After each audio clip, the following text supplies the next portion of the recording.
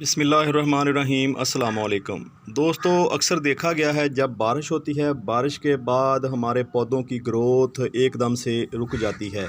उसकी सबसे मेन वजह ये होती है कि मुसलसल बारिश होने की वजह से ये जो मिट्टी हमने गमले में डाली होती है वो सख्त हो जाती है। मिट्टी सख्त होने की वजह से पौधों की जड़ों तक ऑक्सीजन जो है वो पहुंच नहीं पाती। जो हमने फर्टिलाइज़र डाला होता है वो भी पौधों की जड़ों तक पहुंच नहीं पाता। जब तक आप इसकी गोडी नहीं करेंगे, मिट्टी को ढीला नहीं करेंगे, नरम नहीं करेंगे, तो जो आपने खाद दी होती है वो डीकम्पोज़ नहीं होगी। डीकम्पोज़ होने का अमल उसी वक्त होता है जब मिट्टी के अंदर ऑक्सीजन मुसलसल जाती है। तो आप क्या करें कि बारिश के बाद जितने भी आपके पौधे हैं आपको लगे कि उनकी ग्रोथ रुक चुकी है, तो आपने दोस्तों हल्के से इनकी गोडी कर देनी है। गोडी आपने कुछ इस तरह करनी है कि पौधों की जड़ें भी मुतासर नहीं होनी चाहिए। दोस्तों गोडी का दूसरा फ़ायदा ये होता है, जो हमने खाद दी होती है ठोस फार्म में, कोई ढेले की शक्ल में, जैसे गोबर है, गोबर को जब हम पौधों को देते हैं तो वो अक्सर देखा गया है कि वो ढेले की शक्ल में होता है, यानी उसके बड़ी बड़ी डलियां होती हैं, तो ऐसे ही वो पड़ी रहती हैं। जब तक आप गोडी नहीं करते, उन गोबर के ढेलों को आप छोटा नहीं करते, तोड़ते नहीं, या फिर उनको मिट्टी के साथ गोडी करके मैश नहीं करते, मिट्टी में आप मिलाते नहीं, तब तक वो जो खाद आपने दी होती है वो डीकम्पोज़ भी नहीं होती और ना ही उस खाद का पौधे फ़ायदा उठा रहे होते हैं। तो ये दो फ़ायदे हो गए। तीसरा फ़ायदा गोडी करने का ये होता है, आप जब गोडी करते हैं तो आपको लगता है कि कहीं से जगह ऊंची है, कहीं से जगह थोड़ी सी नीची है, तो आप गोडी करके उस जगह को हमवार बना सकते हैं। हमवार जगह में आप पानी देंगे तो पूरे जो गमले में या फिर पूरे खेत में एक जैसा पानी आएगा। मुसलसल बारिशों की वजह से ये जो मिट्टी है ये हार्ड हो जाती है, मिट्टी एक जगह पे ठोस हो जाती है। तो जब आप इस मिट्टी को नरम नहीं करते तब तक दोस्तों ये मिट्टी जो है सूखती नहीं। अगर मिट्टी मुसलसल गीली रहेगी, मिट्टी मुसलसल गीली रहने की वजह से पौधों की जड़ें जो हैं वो गलना शुरू हो जाती हैं और पौधे जो हैं वो पीला पड़ना शुरू हो जाते हैं। तो इसलिए भी दोस्तों गोडी ज़रूरी है।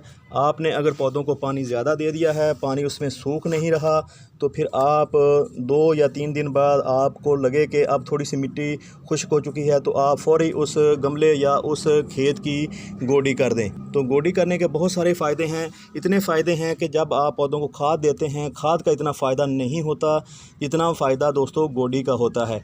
दोस्तों गोडी करने से मिट्टी नरम हो जाती है, पौधों की जड़ें जो हैं वो दूर दूर तक फैल जाती हैं और अपने लिए खुराक हासिल करती हैं।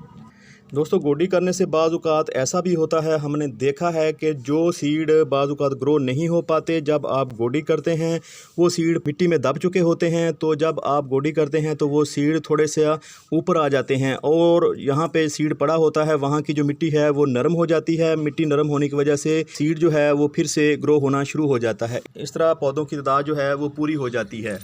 दोस्तों यहाँ पे आप टमाटर का पौधा देख रहे हैं। हमने इस पौधे को 2-3 दिन पहले लगाया था, तो आप देख रहे हैं 2-3 दिन बाद भी इसकी मिट्टी अभी तक गीली है, क्योंकि जब हमने पौधा लगाया उसके फ़ौरी बाद बारिश शुरू होगी। बारिश की वजह से दोस्तों आप देख रहे हैं कि ऊपर आपको हरी हरी सी काई नज़र आ रही है। ये काई दरअसल दोस्तों ख़तरनाक चीज़ नहीं है, ये वहीं पर पैदा होती है। यहाँ पर पानी बहुत आपने या तो ज़्यादा डाला हो या फिर मुसलसल बारिशों की वजह से उस जगह पर पानी खड़ा हो गया हो, तो आपने इस तरह इसको ढीला करेंगे तो इंशाल्लाह आपके पौधे की जड़ों तक ऑक्सीजन निकासी है वो शुरू हो जाएगी, आपका पौधा फिर से ग्रोथ पकड़ना शुरू कर देगा। दोस्तों एक बात और आपको बताता जाऊं, गोडी आपने उसी वक्त ही करनी है जब आपको लगे कि पौधे की जो मिट्टी है वो काफ़ी हार्ड जो हो चुकी है। यहाँ पे एक मोगरा प्लांट आप देख रहे हैं, ये मेरे पास 2 से 3 साल पुराना पौधा है, इसके ऊपर भी यहाँ पे फूल आ रहे हैं। दोस्तों यहाँ पे आपको दिखाऊं गोडी करने के फ़ायदे मैं आपको बता रहा था। यहाँ पे जड़ी बूटियाँ जो है ना उग रही हैं। अगर आप गोडी करते हैं तो इनकी भी तलफ़ी हो जाती है, क्योंकि जड़ी बूटियाँ जो होती हैं ये पौधे का 50% जो ग़िज़ा पौधे की होती है वो हड़प कर जाती हैं। तो इसलिए भी दोस्तों गोडी करना ज़रूरी होती है। तो आप हर उस पौधे की गोडी करें जिसमें आपको लगे कि मिट्टी अब काफ़ी हार्ड हो चुकी है। दोस्तों जब भी आप गोडी करें तो आप फ़ौरी पानी ना दें। तो यहाँ पे तो हमें पानी देना ही नहीं चाहिए, क्योंकि मिट्टी बहुत ज़्यादा गीली है।